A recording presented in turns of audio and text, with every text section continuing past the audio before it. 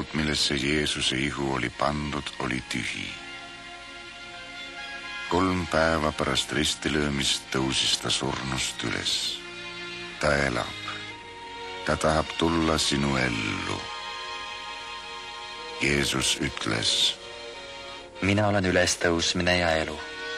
Kes minusse usub, see elab, ehk ta küll sureb. Ligi 2000 aastat on möödunud ajast, kui Jeesus tõusis surnuist üles.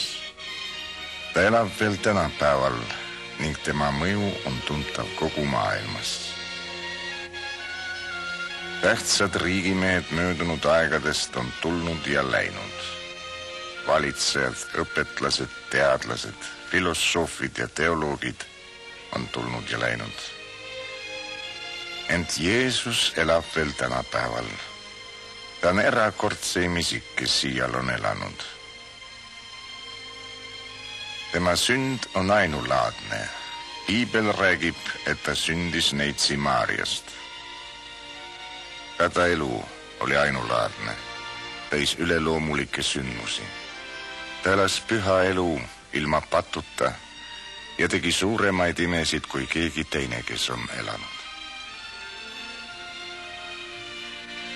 Ta sõnum oli ainulaadne.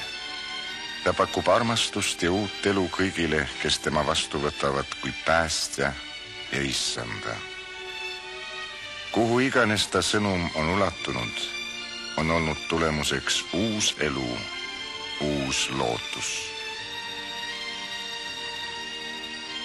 Ta ristisurm oli erakordne. 2000 aastat tagasi läkitas Jumal oma ainsa poja, Jeesuse Kristuse, ja ohverdas ta kogu inimkonna pattude eest. Ta suri sinu eest. Ta ülestõusmine oli erakordne. 3 päeva pärast tema surma sündis inimkonna ajaloo suurim ime. Jeesus tõusis surnuist üles. Ta sünd, elu, surm ja ülestõusmine tõendasid, et Jeesus oli see, keda väitis end olevat, Jumala poeg, kogu inimkonna päästja. Sama Jeesus Kristus elab tänapäeval. Ta tahab tulla sinu ellu, andestada su patud ja anda sulle jõudu elada täisväärtuslikku elu. Kuula ta sõnu. Tulge minu juurde kõik, kes te olete vaevatud ja koormatud, ja mina annan teile hingamise. Mina olen tee, tõde ja elu. Ükski ei saa isa juurde muidu kui minu kaudu. Piibel ütleb, sest kõik on pattu teinud ja on Jumala aust ilma. Ja ta ütleb veel, patu palk on surm, aga Jumala armuand on igavene elu Jeesuses Kristuses, meie issandas. Kui Jeesus suri, maksis ta sinu patupalga. Just nüüd on ta valmis astuma sinu ellu. Vaata, ma seisan ukse taga ja koputan. Kui keegi mu häält kuuleb ja ukse avab, selle juurde ma lähen sisse. Et kogeda ta armastust ja andestust ja saada igavest elu, tuleb sul teda vastu võtta kui Jumala ohvrit sinu pattude eest ja lasta teda tulla oma ellu usu kaudu. Kui see on sinu südame soov, siis palveta ja Jeesus Kristus tuleb sinu ellu. Palveta näiteks nii. Issand Jeesus, ma vajan sind. Tänan sind ristisurma eest minu pattude pärast. Ma avan oma südame ukse ja võtan sinu vastu kui oma päästja ja issanda. Võta minu elu ja tee mind endale meelepäraseks inimeseks. Aamen. Kui see palve väljendab sinu südame soovi, siis palveta just praegu. Palveta vaikselt. Minu järel. Issand Jeesus, ma vajan sind.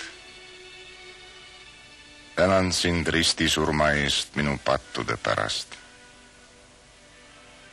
ma avan oma südame ukse ja võtan sinu vastu kui oma päästja ja issanda. Võta minu elu